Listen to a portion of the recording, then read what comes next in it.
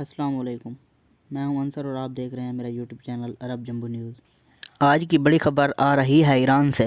Media reports के मुताबिक मशरक़ वस्ती में सूरत हाल तेज़ी से कशीदा हो रही है।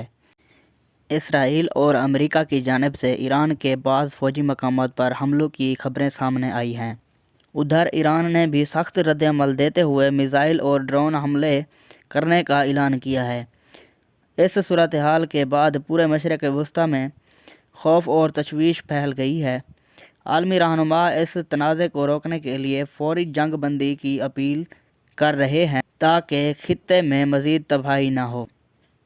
मज़ीद ताज़ा तरीन ख़बरों के लिए हमारा चैनल अरब जंबू न्यूज़ ज़रूर सब्सक्राइब करें। बहुत शुक्रिया।